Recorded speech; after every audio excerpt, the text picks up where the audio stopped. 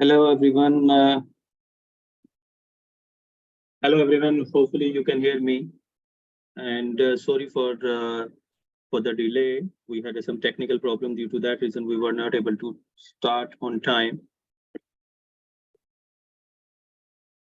Ibrahim, you can hear me? Yes, I can hear you. Hello, everyone. Yeah. Just we will just wait for 1 minute. Just if more participant can join. I think, Salman, we can wait more 5 minutes so all participants can join, then we can start. It will be a fruitful session then. Yeah, but meanwhile, I'll give a little bit intro. So I think more people will join. Yes, of course.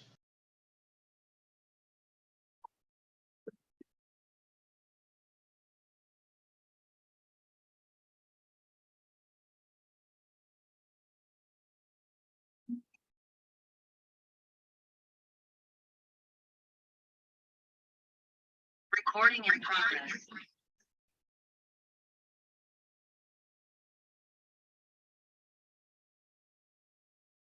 Okay, so we have almost 38 participants.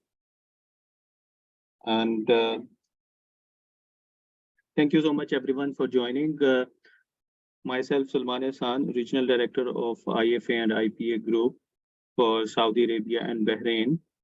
And as we are always committed, IFA and IPA is always committed to bring the CPD webinars for the members and non-members. We have a great range of regional networking events, webinars and conferences, which will help keep you up to date with regards to important issues of accounting and taxation, gain valuable CPD hours, and meet your knowledge requirement. Okay, so let me just share my screen. Presentation we have and topic we have today is IFRS 15 revenue from contract customers. Okay, so sharing my screen. So screen is visible for everyone. Is it full screen, Ibrahim? Yes. Okay.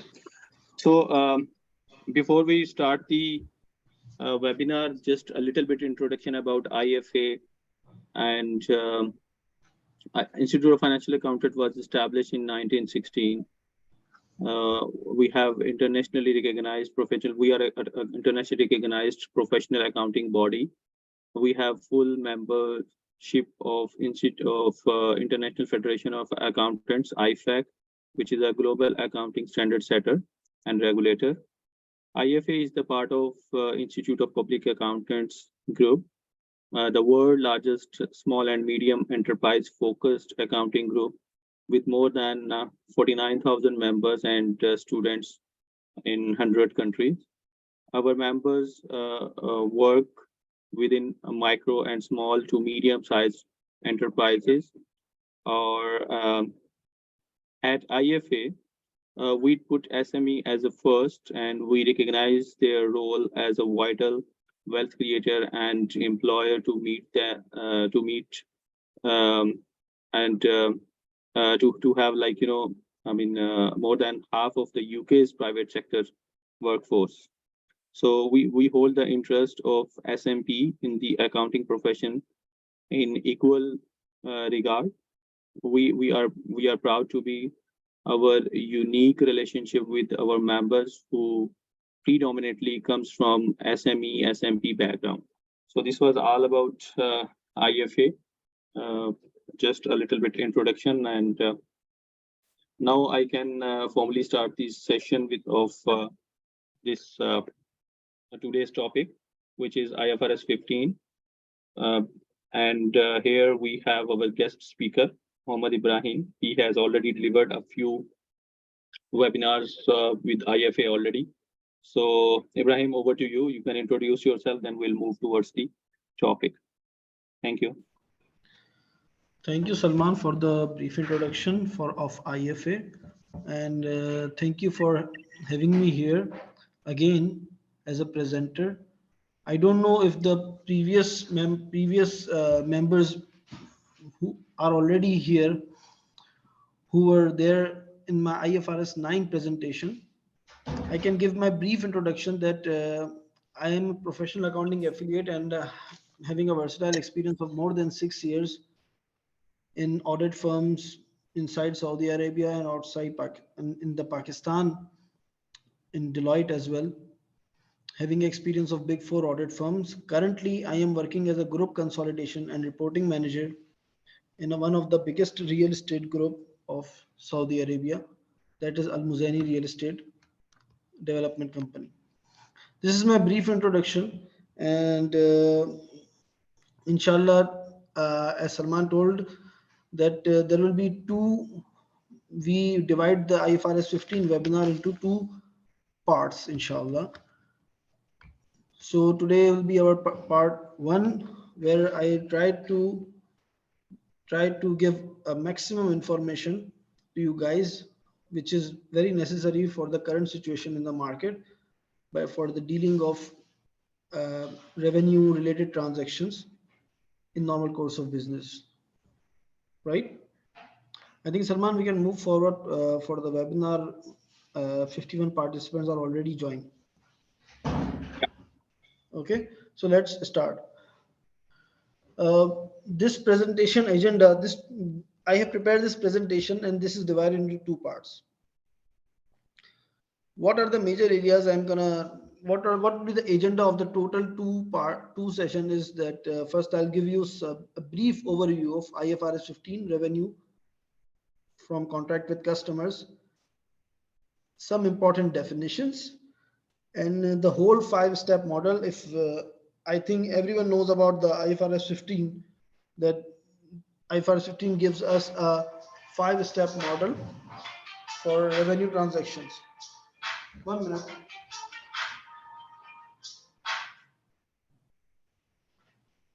Sorry. So we'll be discussing 5-step model to recognize revenue transaction, and I'll be discussing some other aspect of IFRS 15, that is contract cost, and the most important thing, how to present the revenue related disclosures as per IFRS 15. Then then we'll be having a question and answer session. During the presentation, we will also allow you guys to ask your questions, and inshallah we'll be answering you as well. Okay, so let's start, inshallah. Okay, should I move to the next slide? Yes, exactly. You can move to the next slide. So first of all, let me give you guys a brief overview of IFRS 15. If audio is very slow, one of the participants is saying that audio is very slow. Can other participant can tell me that how is my voice? Is it clear or still slow, so I can check from my side? I can hear you very well. If anyone else can confirm. It's clear. I think Muhammad Amir, please check from your setting. Maybe there is an issue from your side, because other people can hear me correctly. Okay. So let's start with the overview of IFRS 15. If we go back 3.5 years, there will be a transition phase of IFRS 15. Before that, whenever we need to record a revenue, we need to go for with the 5 related accounting standards. That is IS 18, IS 11 construction contracts. There is some interpretations, that is IFRIC 13, that is loyalty programs, IFRIC 15, that is real estate related revenue transactions, IFRIC 18, that is transfer of asset from the customers, and SIC 31, that is barter transaction. IASB, this is the International Accounting Standard Boards, has replaced all this interpretation and standards and prepare a single accounting standards, that is IFRS 15, to reduce and minimize maximum complications, and prepare a single accounting standards for recording a revenue related transaction from the customers. That's why IFRS 15 came into being. I can give you, because many of the people, whenever I give this webinar, many of the people, students ask me, what is the major change other than combining all the accounting standards?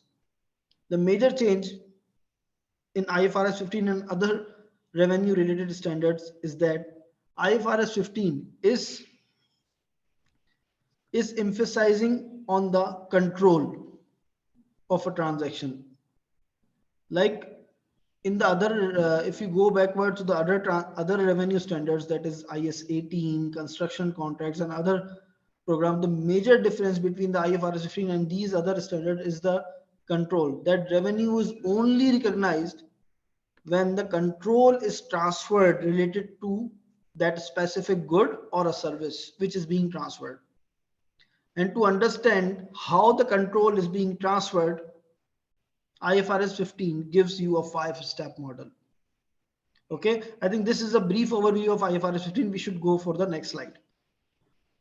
If anyone has the question on this slide, you can ask on the you can type the question and we can answer you later. Salman, we should move to the next slide now. Yep. Okay, I have read something that why there is a need for change. Why IFRS 15? Why not the other standards? So I write some bullet points here that significant diversity in revenue recognition practices. When IFRS 15 came into being, there is a significant diversity. That is, I'm telling you regarding the control, that everything is now rely on the control. When IFRS 15 came into being, that if control is transferred, only then revenue is recognized, nothing else. So when we go to the 5-step model, you guys will easily understand what I am trying to tell you here. Okay. Then the next bullet point is it was difficult to apply complex transaction, right? Because there were IS 18, IFRS 13, SIC 13, many standards. Whenever you find any revenue related transaction, you need to go to the whole complex areas of other accounting areas. But IFRS 15 relieve you. IFRS 15 gives you a 5-step model. Any transaction you can apply on that 5-step model and you can understand how to recognize revenue and when to recognize revenue. So then the third bullet point is it was difficult for the investors and analysts to understand and compare company revenue. IFRS 15 also justify and gives a brief understanding and a detailed understanding of this kind of revenue transactions and comparison as well. Okay, and there are new types of transaction emerges with IFRS 15. It's a detailed part. We're not going to cover this part in this 2-part session because IFRS 15 is a very wide standard. If I have a chance to have a small other session, then I can give you on this other types of transaction which is also covered in IFRS 15, that is royalty, license, and other types of revenue streams, which is also discussed in IFRS 15 standard additionally, and like specific examples are there in IFRS 15. But because we have a limited time scope, so I don't think we can cover all these areas. Just for your overview, that IFRS 15 gives you another overview of different type of transaction as well. There were very limited guidance on many important topics. Yes, there were limited guidance on real estate. There were limited guidance on loyalty program, and IFRS 15 covered all of it. So this was the overview. Now we can start with our main accounting standard. Salman, you can move to the next slide now. This is a small thing that IFRS 15, what is the scope of IFRS 15? IFRS 15 applies to all customers with contracts with customers except lease contracts, insurance contracts, because lease contracts and leases are dealt separately with IFRS 16. Insurance contracts are dealt specifically with IFRS 4, financial instruments, IFRS 9, and there are other certain non-monetary exchanges which is also covered in IFRS 9. So these are out of the scope of IFRS 15, other than all revenue transaction covered in IFRS 15. Next slide, please. Next slide. Now, important of definitions under IFRS 15. There are some important definitions. I added these definitions into my presentation before going to understand the 5-step model. I think we should also understand first these definitions. Number one, these definitions are from the standard directly, but in a summarized way. So I will read it, and if anyone has the question, he can write it and I can answer during the session or later in the session. Okay. So number one definition is the contract. Contract is very simple. Any agreement between two or more parties that creates an enforceable right and obligation.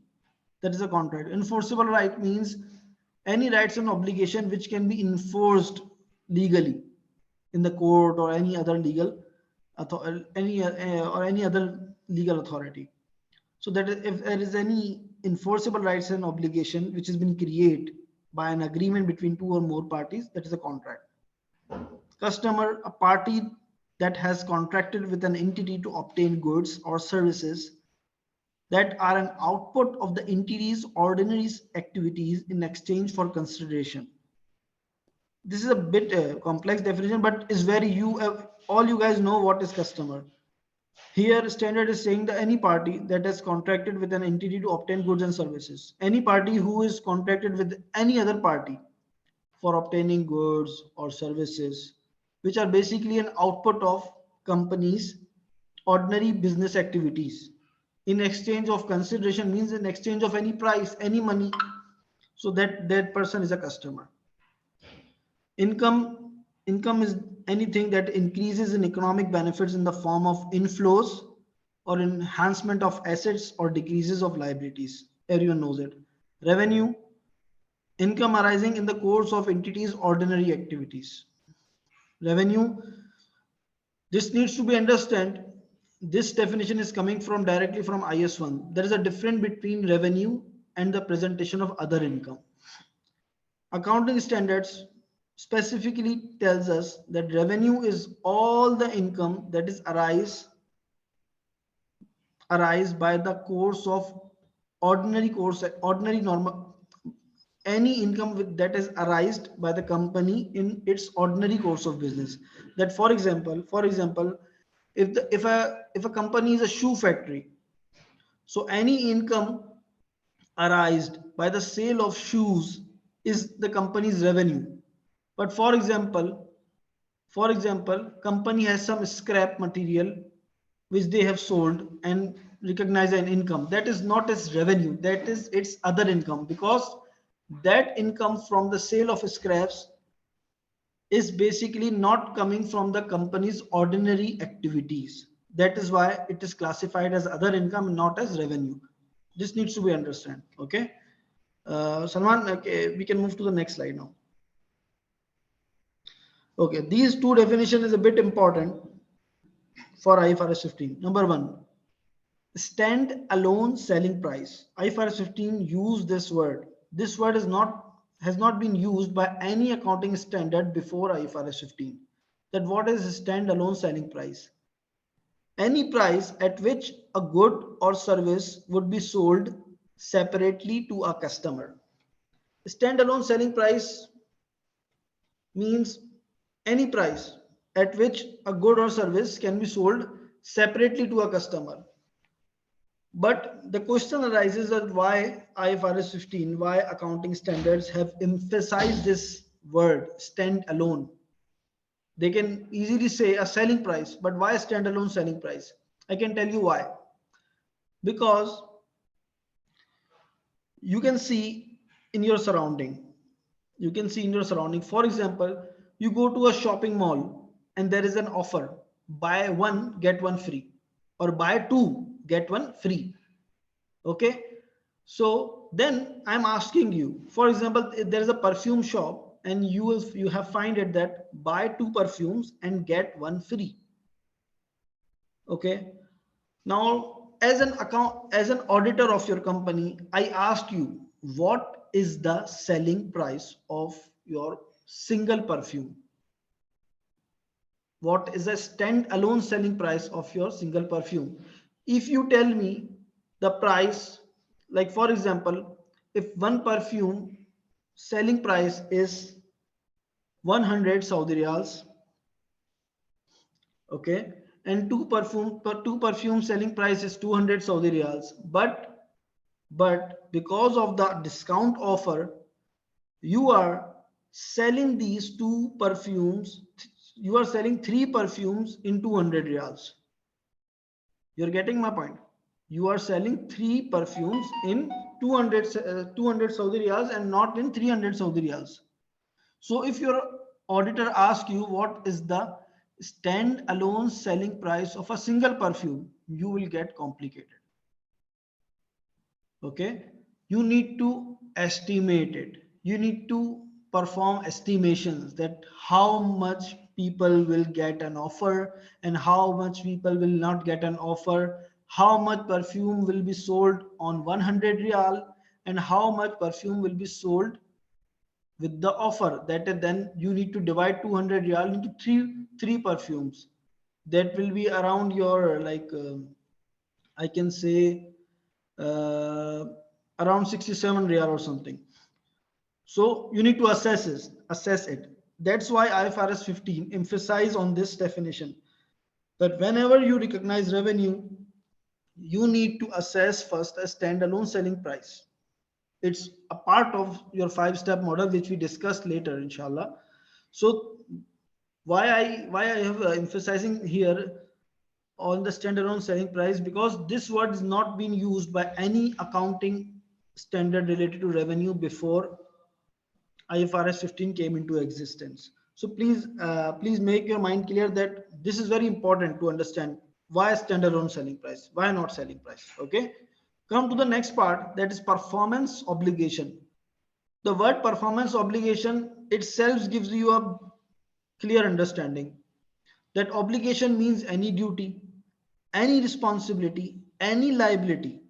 Okay, and performance obligation means any liability which needs to be performed, any duty which needs to be performed, okay, any obligation which needs to be performed. Here in IFRS 15, it is talking about any liability, any duty, any responsibility which needs to be performed under a contract which is enforceable by law, right? Which we have discussed, any contract. Let's see what the definition tells. The definition is from IFRS 15 itself, that any promise means any contract, any promise to transfer to the customer either a distinct goods or services, a series of substantially the same distinct goods or services that have the same pattern of transfer to the customer, and the pattern of transfer is both over time and represent the progress towards the complete satisfaction of the performance obligation. I know this definition is very complicated. I can give you a very easy wording for it, that any promise made by company to transfer the goods or services to the customer, okay, that promise can be point in time and over the period of time. What do you mean by point in time and what do you mean by over the period of time, Ibrahim? Please explain. This means that a promise to transfer the goods or services either at the spot, like you are promising to perform a services, you are promising to transfer a good, both of things are a separate performance obligation, a responsibility to be performed, like transferring of goods or providing of services. But what is the difference IFRS 15 is telling you here is that any promise by a company to provide the services or to transfer the goods at the spot means now, or in the over the period of time. For example, you have you go to a gym and ask for a monthly subscription, okay, For example, the monthly subscription cost you 200 real per month, 200 Saudi riyals per month. You paid 200 Saudi riyals per month. For a company, tell me, the company has given all the services on the first day or not? Can anyone answer?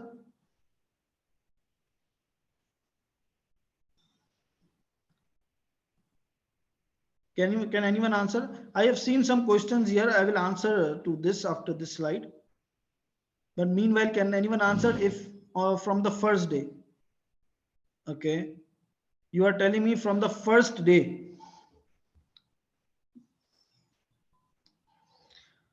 No, rather it will be unearned revenue. Okay. Many different answers.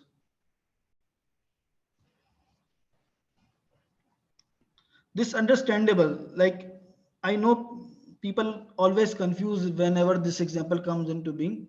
I can give you a simple and logical understanding. Like, for example, if you are a gym owner, you receive a subscription money for a monthly subscription money on the first day. Okay, monthly subscription money on the first day. Leave about the recognition criteria, revenue, because we did not study the 5-step model yet. We'll discuss it in detail in the next slides.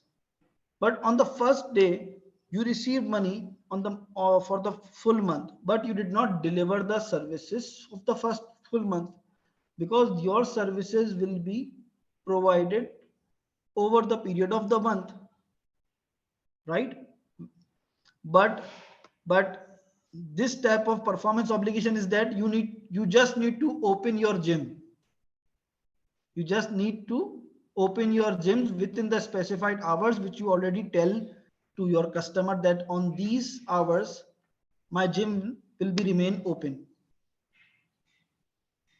right? So there is this difference is IFRS 15 basically explains this type of difference, that either the performance or the promise over the period of time or at the spot, that is point in time. Let's see, for example, if you go to a food restaurant, ask for French fries, you pay money and you get the French fries, right? It is point in time. Okay.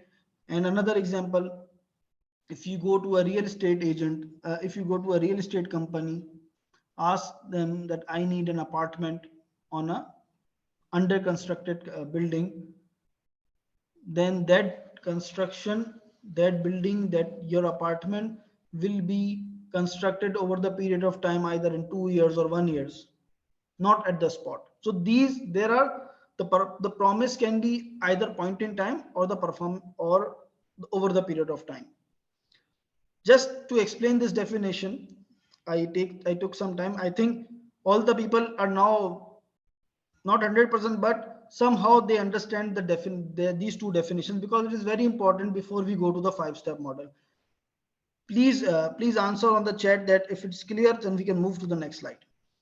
And I can there are two questions from Saifuddin Al Sheikh. I read your question, but this is a different question. I can answer you at the end of this session, and it's not clear. I will ask you to come to live and will ask you that what is question about. Regarding the other question, Zaryab asked me that does standalone price means we have to first have an estimate of all the products including deals, and after calculation of estimate the standalone price is given to all the products. Zaryab, you are absolutely right about it, and you understand it. Your understanding is very clear.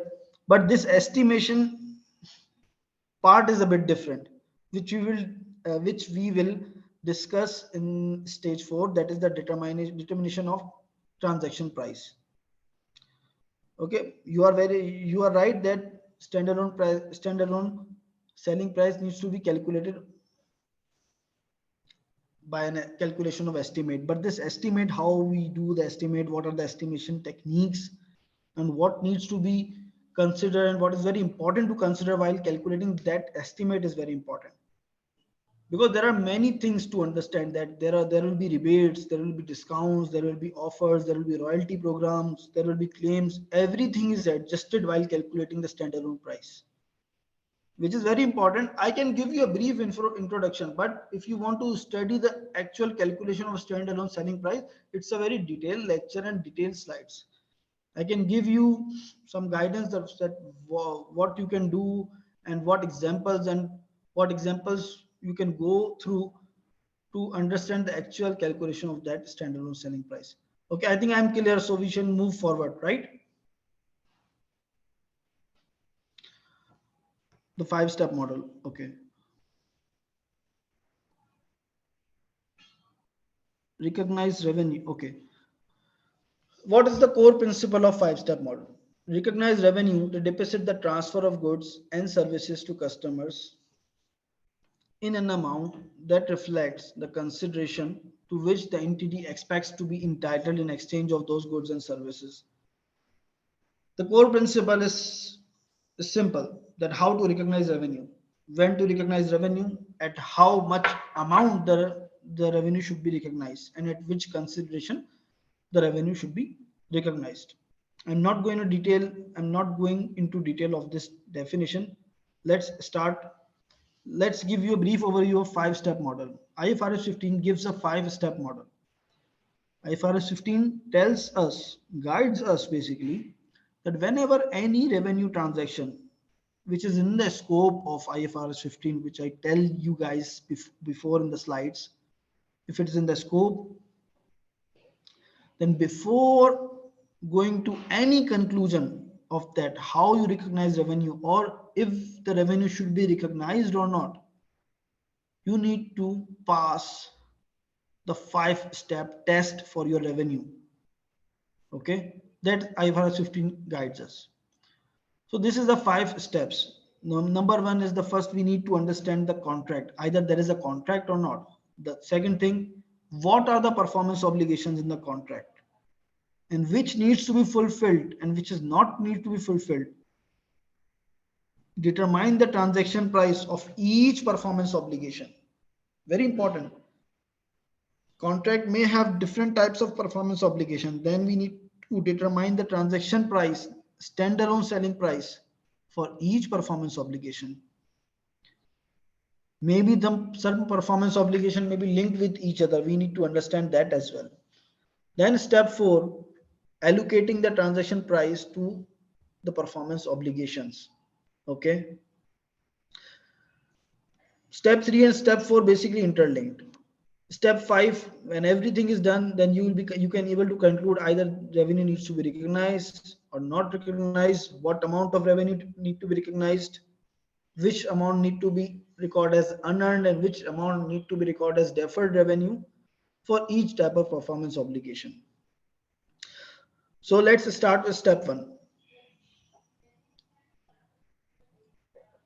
Salman, we can move to the next slide. Huh?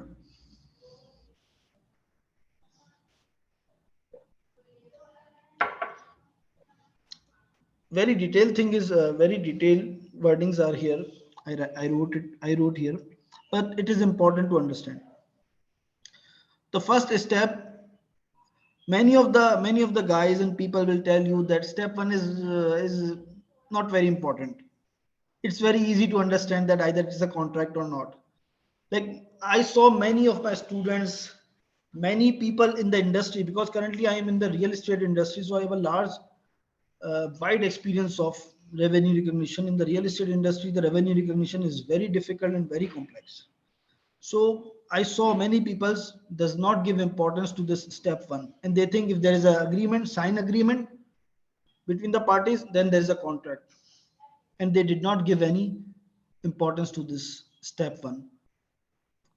While this is a very important step, very important step. If we go to the IFAQs and ISB discussion papers, they are telling specifically that step 1 is extremely important, extremely important before going for any revenue transaction. Like just an agreement which is signed between two parties, it's not an evidence that the contract has been identified. No. Okay. So let's see. I'm gonna read it and will give my comments. And if there is any related question, please ask. Okay. Contracts and approvals of the contracts can be written, oral, implied by the entity's customary business practices. Contract can be written, oral, or due to implied anything, right? I mean the agreement. IFRS 15 requires contracts to have all of the following attributes. This is very important. Contract should be approved. The first thing, sign and everything, this is approval. Okay. Number two, the rights and payment terms regarding goods and services to be transferred can be identified. Like in the contract, just an approval is not enough. In the contracts, the terms related to payment rights of the either parties, what will be the payment terms, when the payment needs to be given, what the payment needs to be given, everything should be specified in the contract.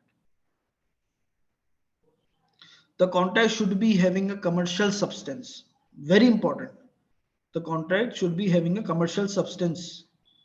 Commercial substance means there should be a commercial transaction. Okay. For example, if someone is making a contract that if tomorrow rain happens, then I will be giving you 100 Saudi riyals. There is no commercial substance in this type of contract, right? This is just a just you are attaching a condition to this contract, a negative condition, I could say, which is not itself considering a contract. Even the contract should be enforceable by law. You cannot enforce this type of contract in the court, in the with the legal authorities. So there is no commercial substance here. Check the third one. It is probable that the consideration will be received, considering only the customer's ability and intention to pay. Very important point. Very important point. Very important point, that if you are making a contract, like for example, you are making a contract with a person who is bankrupt and currently in prison, but he is your friend. He is your childhood friend. All of the people in your surrounding can easily say that this person cannot give you a single penny. Why are you making a contract with him? It is very obvious that the customer has no ability and no intention to pay. Just for a fake transaction, you are making a contract, then this contract is not valid.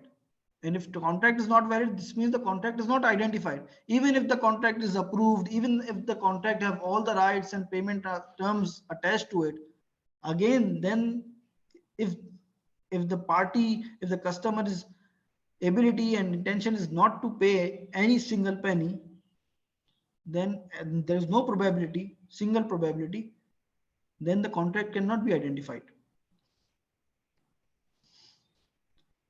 Both of the parties should be having a unilateral enforceable right to terminate a wholly unperformed contract without compensating other parties.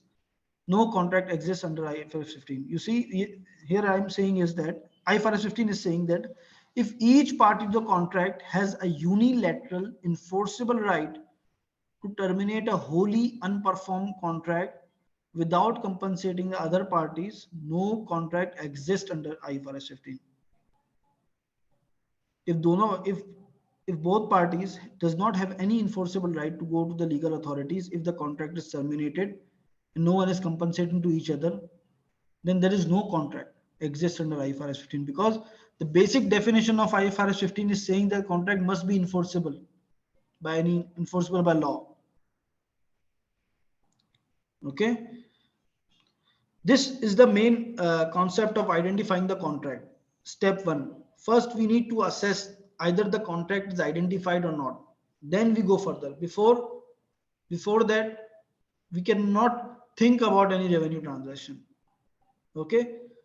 So if you are an auditor or if you are in the industry, whenever you are anyone asks you about recognizing a revenue, you will not ask him or her about the invoice. Please understand, Now people, because I was the auditor as well. I I was involved in training my juniors as well, and I've been dealing with the auditors now as well. So asking revenue invoices instead of revenue contract is very normal nowadays, but it is wrong if you have a good understanding of IFRS 15. Because if you need to understand the revenue is recorded, how it is recorded, either the revenue transaction is occur or not, don't go for invoices first go for the contract. Very important. Okay, I think uh, this is clear to everyone, right? Please give your answers. And there is a I write small paragraph regarding the combining multiple contracts. IFRS gives a detailed understanding to it, but for a small understanding, a brief understanding, I can give you something that contracts are combined if they are entered into or near the same time with the same customer, if either the contracts are negotiated as a package with a single commercial objective, the consideration for each contract is interdependent on the other, or the overall goods or services of the contract represent a single performance obligation. So you are saying the contract can be two contracts can be combined, but it depends on the three conditions which I write it here. There that the first contract is linked with the other contract's commercial objective. The other consideration in the contract is interdependent to each other, and all the goods and services in the contract are representing a single performance obligation. Okay, I think we should move to the next slide. If anyone has a question till now, please.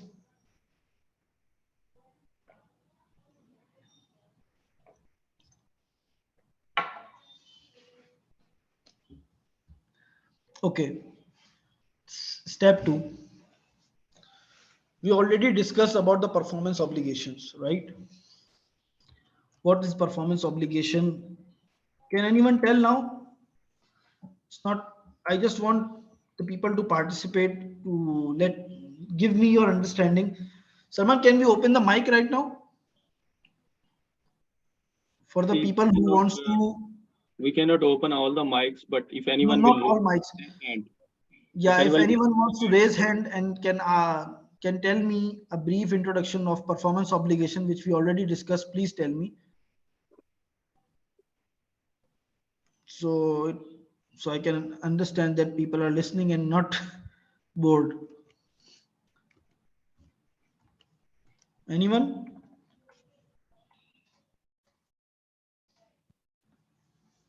Hmm.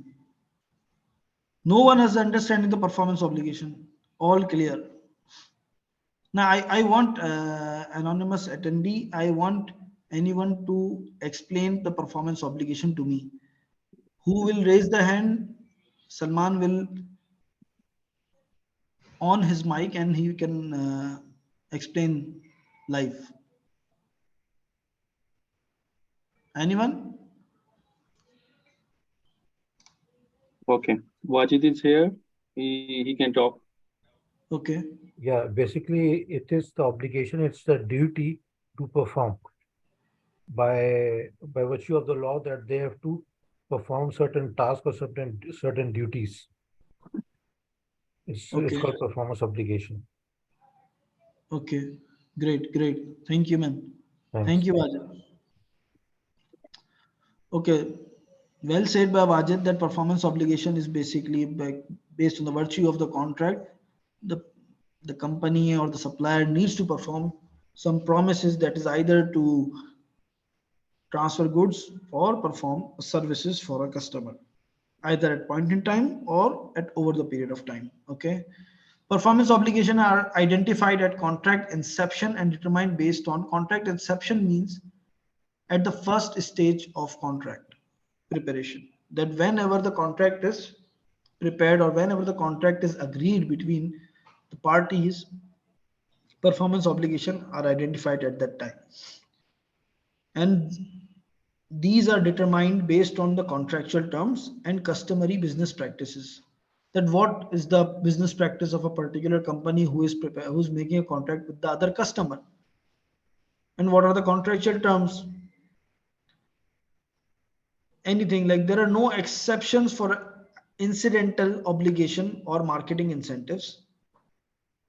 For example, there are no exceptions for incidental obligations or marketing incentives. This means that at the inception of the contract, at the start of the contract, parties have decided some performance obligation.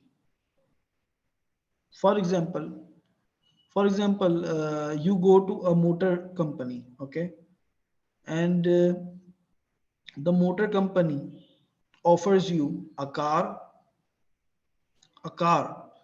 and a 2-year maintenance services, right? A car and a 2-year maintenance services at a price of 100,000 Saudi riyals. Okay. So please tell me what are the performance obligation in this example? Is there a one performance obligation or is there a two performance obligation?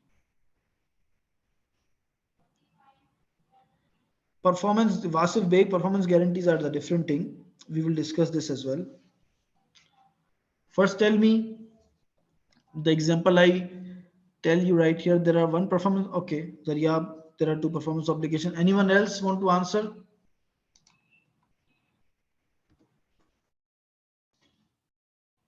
Anyone else? Okay, there are two performance obligations. Okay, what are those? Number one is delivering the car to the customer, and the second one is the maintenance services. Very correct, Zarya. Thank you for participating. The other one is the maintenance services. Exactly right. Okay. Again, the other thing. Can anyone tell me these are two types of performance obligations needs to be fulfilled by the car company. What is the performance obligation of the other party, that is the customer? That is the customer. Yes, Wajid.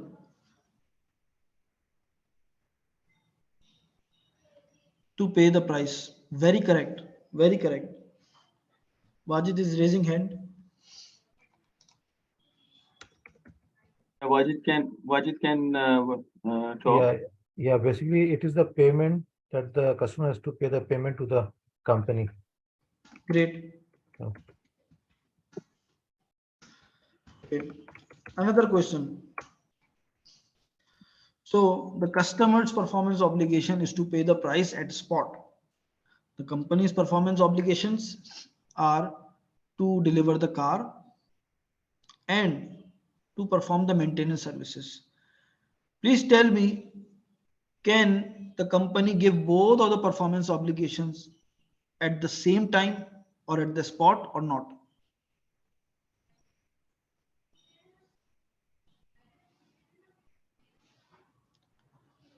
Huh?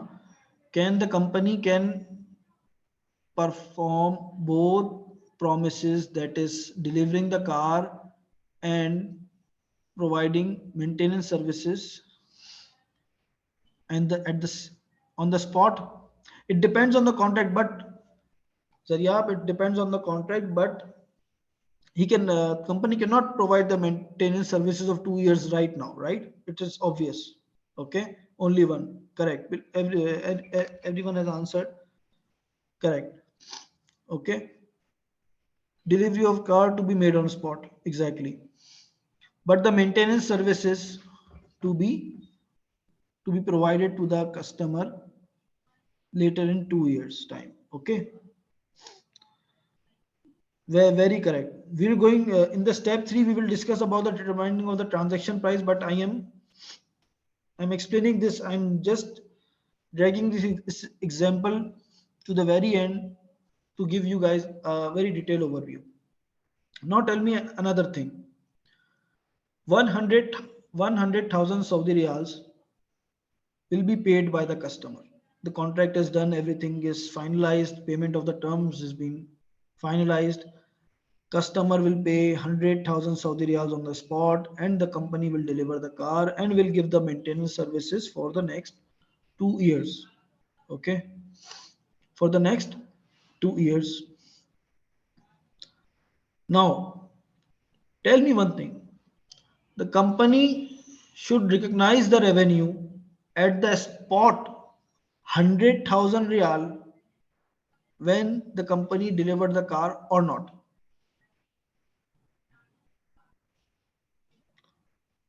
Okay, anyone else? Wajid is telling yes, 100,000 riyals. Anyone else? Kosala, Sadhguru? No. Muhammad Irfan is saying same time. Okay. Okay. Wajid, I would like to hear you. It will allocate the transaction price to two performance obligation. Okay. No, because they cash. What do you mean by cash? Wajid, can Salman, can you open Wajid's mic? I want him to explain why.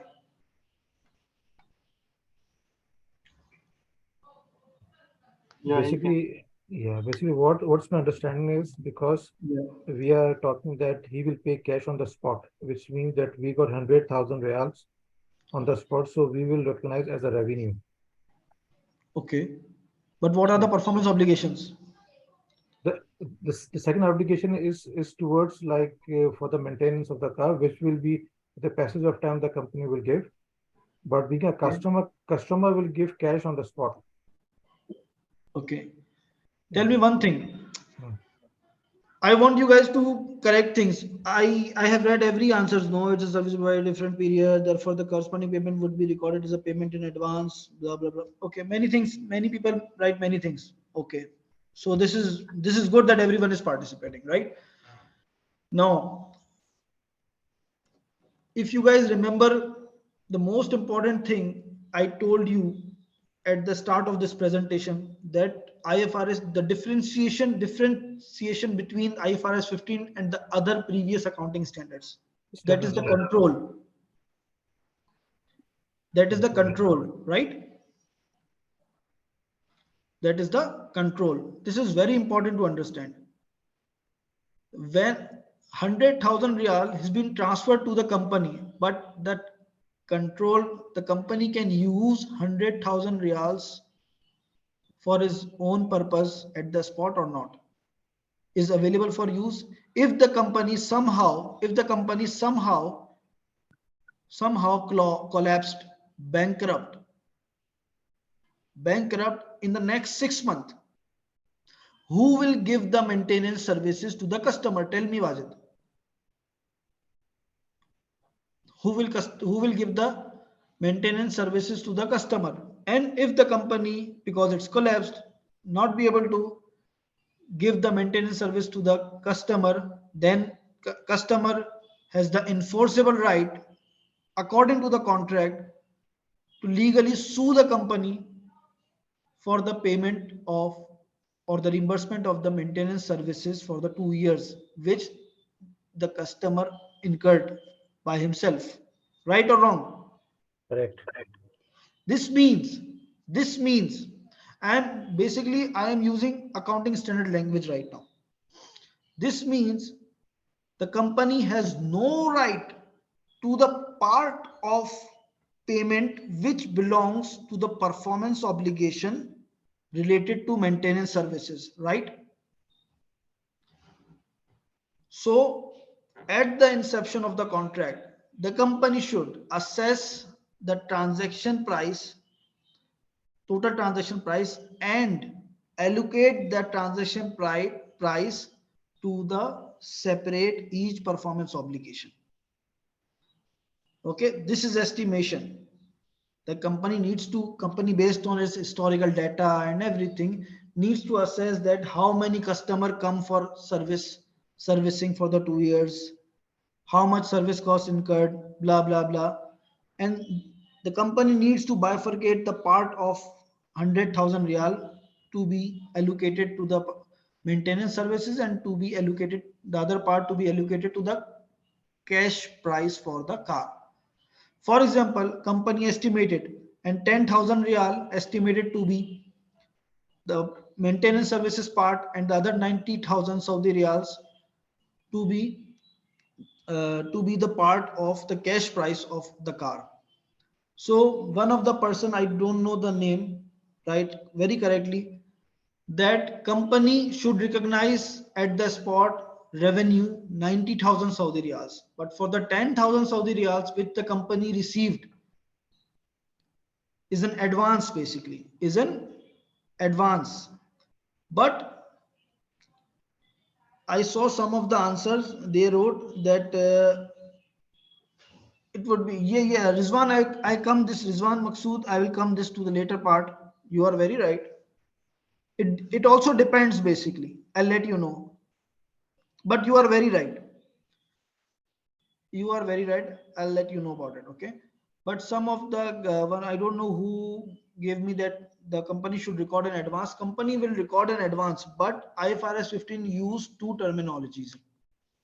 IFRS 15 use two terminologies, which was not used by any of the standard before IFRS 15. That is contract assets and contract liability.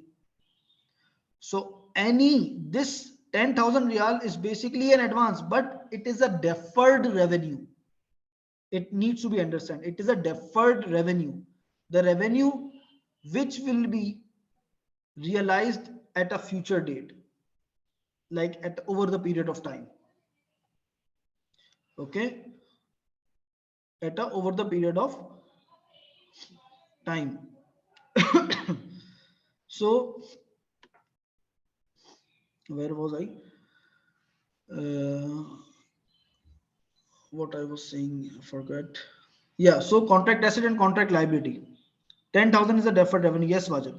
10,000 deferred revenue. Standard IFRS 15 uses the word contract liability for such kind of advances which is received for a performance obligation which is to be settled at a future date. So what will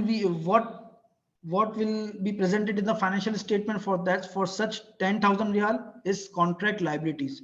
You guys are right that it is an advance, but standard differentiate between the advance received from the customers and contract liability.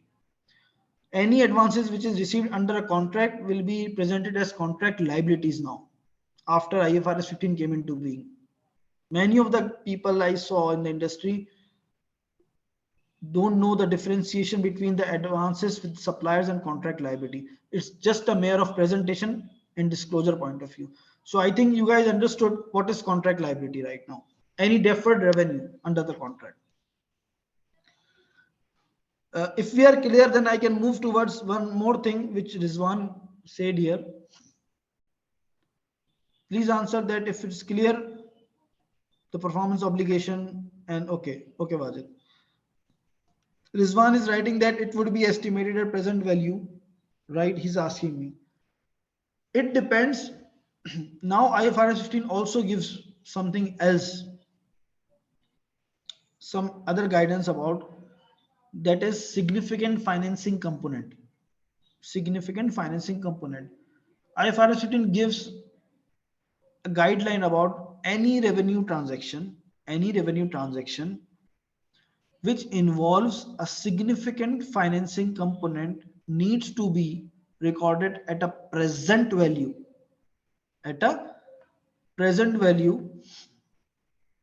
using effective rate of interest on the current date.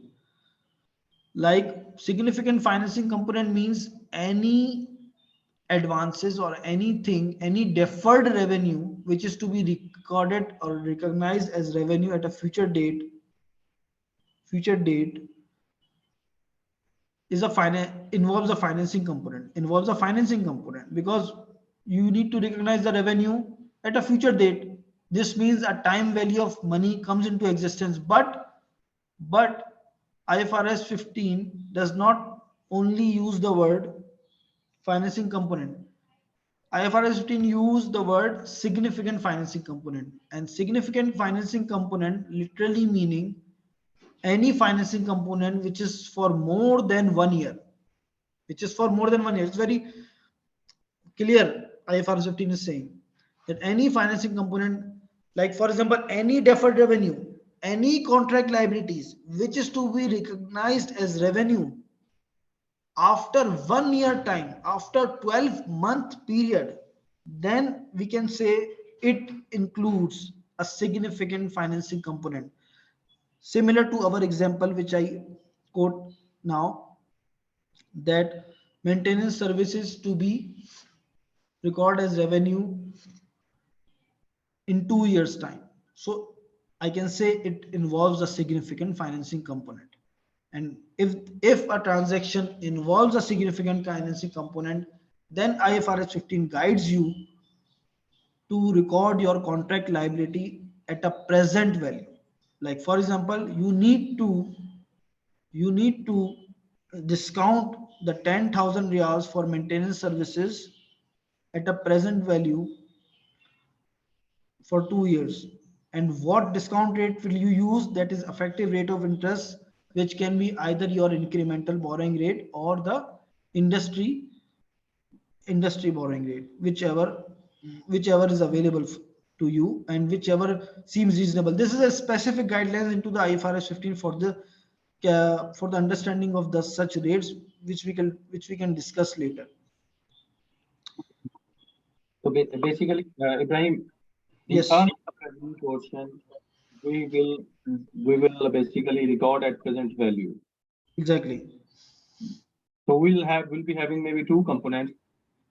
One is I can say unwinding impact. The other one is basically over the period of time maintenance services provided. So we'll be having two kind of income impact because of this transaction. Exactly. If someone wants to understand the accounting entries, please raise the hand. I can also explain you guys the accounting entries for this type of transaction. It's not difficult, but if someone wants to understand and if someone want to participate and give me the accounting entries, please come forward. It will be very good. Okay, we have two, three raised hands. Okay. Okay, I'm going to open up Wasif Beg. Wasif, you can talk now. Okay. Okay, Vasif, tell me.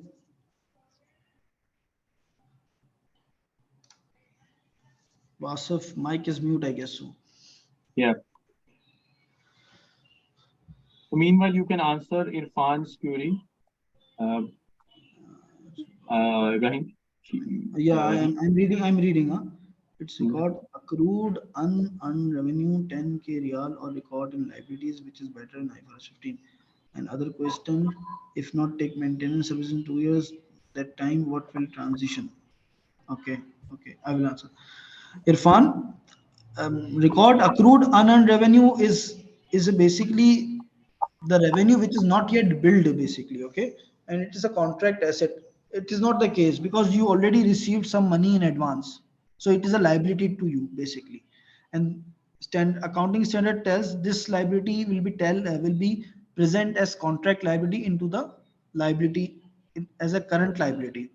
Okay, in IFRS 15. And one more thing, whenever there is a whenever there is a significant financing component involved in your advance or like contract liabilities, I mean, then you need to classify that contract liability as a non-current liability and not into current liability. Very important. Like if the advances received to you, which are contract liabilities, includes significant financing component that is more than 1 year, then you need to classify that contract liability into non-current liabilities, not current liabilities. Okay. Okay, Vasif, please tell.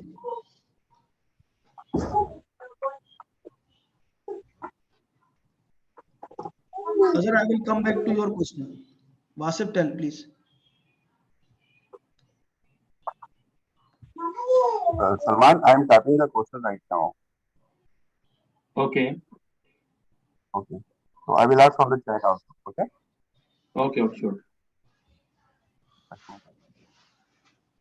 Okay, so we have another two more questions. One is Yusuf is interested to understand accounting entries, and uh, Hassan is saying what is the treatment if Yeah, company to Yusuf, extend. I'm coming back to your question. As Azhar Hassan, the treatment you are asking is about lease. That is IFRS 16, which is not scoped under IFRS 15. All the leasing treatment, all the leasing related revenue should be treated in IFRS 16, that is leases. And IFRS 15 in the IFRS 15, this is scoped out. I hope I answered you, right? Okay. So no one wants to share the accounting entries. Okay, I'll explain you guys the accounting entries. What will be the, for example, there is a significant financing component involved. Okay, so on the first day, for example, 10,000 Saudi riyals is discounted, and the present value is 8,000 Saudi riyals. Okay, so first you receive the cash. So cash or bank will be debit. That is for 10,000 Saudi riyals. Credit your contract liabilities by 8,000 Saudi riyals. That is the present value. Okay. Wajid, we can have inshallah. It's based on Salman and IFA team. They're gonna inshallah increase the session in future. Okay, first let me tell you guys about the accounting entries of this. Very easy, not difficult. When the contract liabilities include a significant financing component, the entry will be bank debit by 10,000 Saudi riyals. You guys can write it as well. That bank debit by 10,000 Saudi riyals. Contract liabilities, that is the significant financing component, is credit by 8,000 Saudi riyals. That is the present value, and the credit is a financial gain. A financial gain. Simple finance. Basically, this will be a financial gain. Okay, which will be unwind on a future date. Like you will record an income on the current year, and in the next 2 years you will record a finance cost and credit, and you will record a finance cost and credit your contract liability, and at the end of that 2 years the contract liability will become 10,000 Saudi riyals. Okay. Recording of revenue is something different. I'll let you know, but what will be the unwinding impact, I'm telling you. Like on the first day, the entry will be simple. That is bank debit, contract liability credit by 8,000 Saudi riyals, finance gain by 2,000 Saudi riyals. And on a subsequent date, finance cost debit, contract liability credit. That contract liability will be increased and finance cost in the P&L will be increased. That's the expense. Okay, I think I am clear on the entries. Zaryab has asked me some question that what about if customer doesn't out for maintenance services afterwards? What is the treatment if contract liability at the time of recognition of maintenance services revenue? Okay, what about if customer doesn't out for maintenance services afterwards? What is the treatment if contract liability at the time of recognition of maintenance services revenue? Zaryab, your question is a bit unclear. Let me tell you the question. If this is the question, if you are want me to answer, please correct me. Okay, you are asking me that if the customer does not want the maintenance services, okay, does not want the maintenance services, what will be the treatment of the contract liability at the recognition of maintenance services revenue? Or your question is that the contract is done, and after 2 years time, customer did not come back to you for the maintenance services, right or wrong? And 2 years passed, right? Okay, very easy, Zaria. Listen, please understand one thing, that at the day first when the contract happened, that is company sold the car and promised the customer that take this car and please come back anytime in the next 2 years for the maintenance services. So this is their performance obligation, and they are bound for the 2 years. If the customer is not coming in 2 years time, then after the very first day when the 2 years time ended, all the revenue will be recognized by the company, because the company's promise is now fulfilled. They only promised to give the services for 2 years. If 2 years time the customer is not coming, then the customer cannot enforce its rights after 2 years. So the revenue will be recognized by the company, but after 2 years, not at the same time. I hope I gave you the answer. And if I can add, like, if the performance obligation is basically, agreed, like, with a schedule, like, let's say within 2 years, if there is a schedule after every 3 months, he has to come for the services. But if it is not coming, I think we can also record the pro rata revenue. Exactly. Salman is very right. Salman is very right for about this, but I did not make this example a bit. This is a complex example. I did not make the example complex because he's saying in a contract, if there is already a schedule that after 3 month time you can come for first service, after 6 month time you can come for second service. If after 3 month time the customer did not came, then the part of this that portion of 3 months company can recognize the revenue. Absolutely correct. Ibrahim, sorry, I'm interrupting here. So I think we can now have as many as questions as well. And what if Okay. we can stop uh, presentation up to step 2, and we can still continue question for next 15 minutes, and then we will start from the step 3 in the next session, which we have after a week. Because Agree. yeah, yeah. Agree, because in this step two, we also discuss something about transaction price, and because the questions, whenever the questions come, then this means the people are interacting and they are able to understand, and the webinar is helping them. Okay, there are other questions here. The revenue would be recognized. Okay, he's answering. The revenue would be recognized as the time passes and not completely at the end of the contract. Rizwan, yes, right. We already answered it. If it's not clear, please ask me again. No issue. Muhammad Samoon. Muhammad, if the customer is demanding for 15,000 maintenance expenses, but the company's maintenance contract is only for 10,000.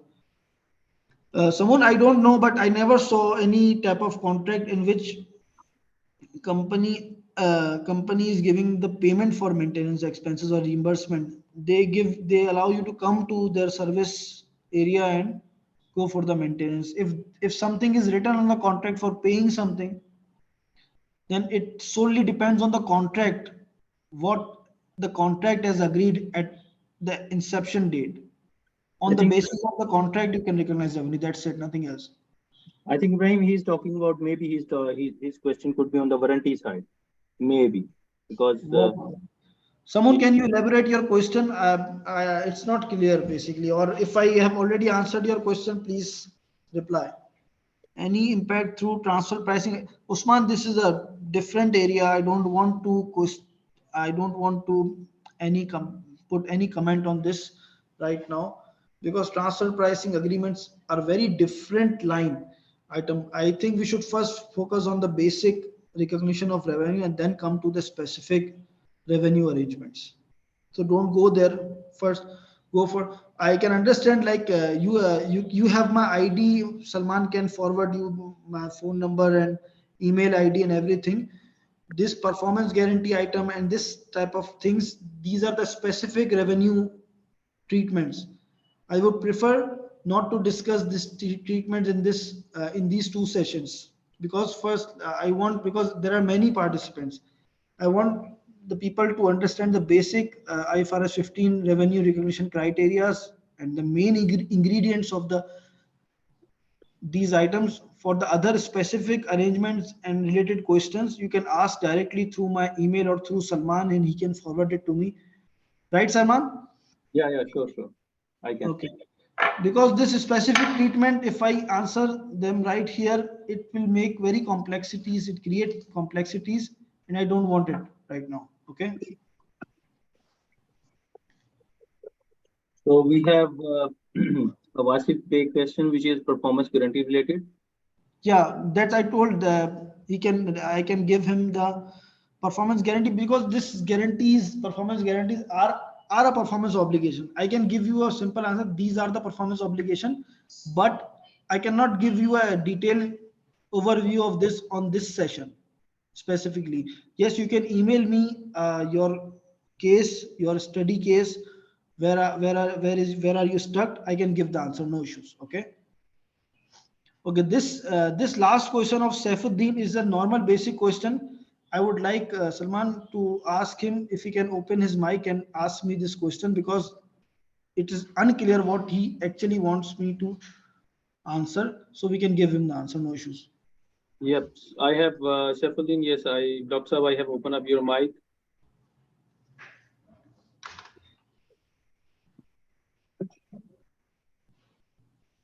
Yes, yes, Dr. Saab. Yes, Mr. Saifuddin.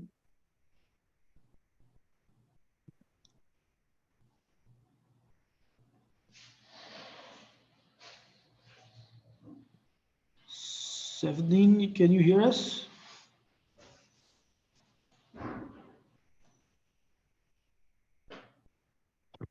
We cannot hear you. Because his question is very unclear. Or you can rewrite the question. I did not understand that he's asking if AB company It's have okay. internet.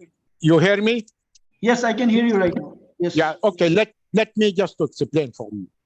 Okay. If it is a company ABC here in Saudi Arabia, just say as agencies, it is took franchise from international companies, for example, in Dubai. Okay. That is as an airline. The sales actually by contract. It is for booking and not booking for airline, just for example. It's okay. The Okay. sale, it was done based of contract, and international sale, it was collected by a partner. And this company, they are having a partner. It is located in Dubai. It's okay. The international customers, they are paid to Dubai to the cash for the revenue that received by the related party as a partner for the ABC company in Saudi. So the treatment of the accounting, it is already ready to sell debit to the related party. The question only when they are closing the financial statement, then the related party, it will be having the money of the sales of the revenue of Saudi Arabia.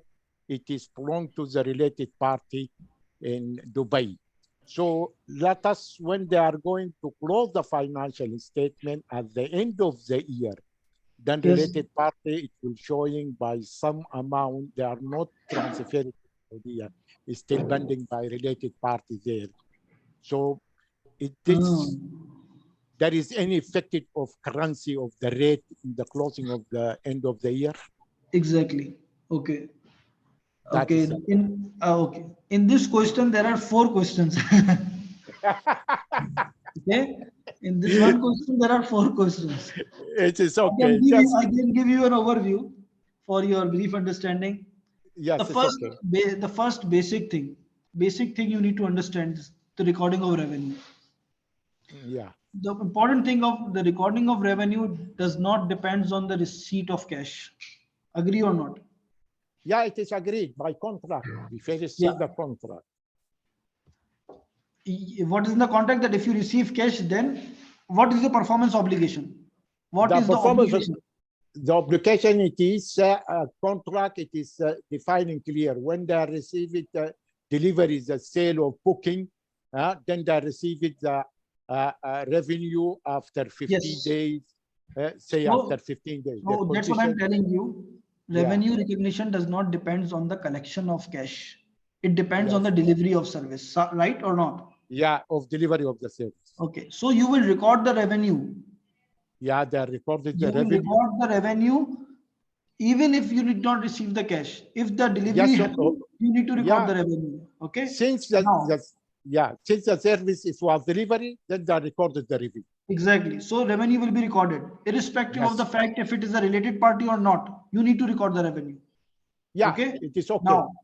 Now the second part, the second question, which is not related to IFRS 15, but I can give you the overview of it. That now there will be if the cash is not received, then this means there is a receivable from the related party, right or not? Yeah, right. Okay. If it is not received. And if the receivable is from the other foreign country, not related to Saudi Arabia, then you need to incorporate the impact of exchange differences. Yeah, on the spot and the end of the year. Exactly. On the spot also, like you need to perform on the daily basis, or you can do at the end of the year. Yeah. And at the end of the year, in your books there will be a financial asset that is an unrealized exchange gain or Yes. exchange loss.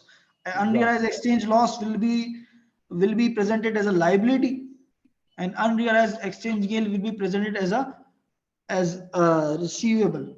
And one more important thing, because you mentioned related party here, so as per IS 24, Yes. you need to disclose specifically in your financial statements. If you are going Mhm. with full IFRS approach, you need to Yeah. you need to disclose in the financial statements specifically that what amount of unrealized exchange loss or gain is impacted your related party receivables in the related Yes. party disclosure note. It is very important. Y- So I Yeah. think this will be your this will be the answer I can give right now. If anything else, you can detail your write your question in detail to Salman, No, and he can yeah, it is okay. I will discuss it with you more just to get more understanding. But now IFRS 25, you said that 24, it yeah, will be impact this area. exactly, So that 100%. is that differences for the related party by the end of the year, the rate of currency. If it is a foreign currency, when you are translated to the book here, then we will get Exactly, the difference. It will goes exactly. in And income whenever state. you, and another thing, in the subsequent year, whenever you receive the money, you need to reclassify that unrealized exchange gain into your Yeah, P&L as a realized yeah, gain or it loss. will go in Okay? BNL. In BNL, it will go in other comprehensive income, or it will go direct because Exactly. unrealized. Exactly. Last question Wasif Beg asked me, is project retention also the part of recognized revenue under 15 or not? Let me tell you, Yeah, Wasif, you are very right. Retention payable, you can say that retention payable is also like an advance money and a contract liability. yeah, Okay, and if this retention payable is for more than 1 year, then again there will be a significant financing component, and you need to discount this retention payable at a present value at the current date. Okay. Any more question, or we should move to the next section, inshallah? If anyone has any question, otherwise have 2-3 closing remarks. Okay. Okay, first of all, meanwhile, if someone could be typing question or raising the hand, I will answer to Wajid. Wajid, you asked for the IFRS 16 event or webinar on IFRS 16. We already had this webinar in June 2022. So you can go to IFA YouTube channel and you can have video session of that.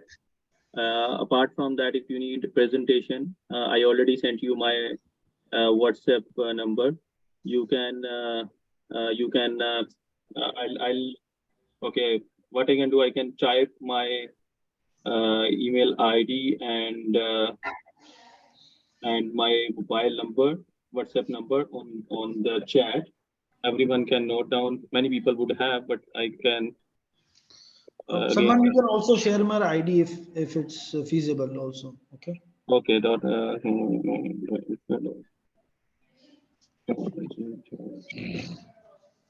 And Wajid, you can go to YouTube channel. The channel name is Institute FA. Institute FA, and you can have a video session over there. And if you need a presentation, you can drop me WhatsApp message. So here is my email ID and my WhatsApp number is. Okay, this is also typed. Okay, Ibrahim, can you spell your email ID just quickly for the sake of convenience? Okay. I can write into the chat box, I guess so. Yeah, you can write. And about the next session, we are going to have same time, same day next week. So I can repeat, it will be 15th of April, Saturday, 9 p.m. Saudi time. The same time and same day next week, we are going to have this session again on the remaining part of the IFRS 15. And Ibrahim also typed his email ID. Everyone can either note down or take a snapshot of it so that if you need any question or queries, you can contact. Now the last thing is I can say thank you so much everyone joining us today, and it was a pleasure being with all of you today, especially Ibrahim, who is our presenter and the speaker. And thank you for being here today. And I can say it was an honor among such accomplished individual, and to be able to present this this perspective, which is IFRS 15. So I can say thank you so much, and have a good night as per Saudi time or other regions. Again, and I also want to add something. Again, apologies from my side if for to anyone if I offend something, and if I am not able to answer anything, apologies for that. Okay. Okay, thank you so much, Ibrahim, and thank you so much all the participants. Good night. Thank you. Thank you. Thank you. Thank you.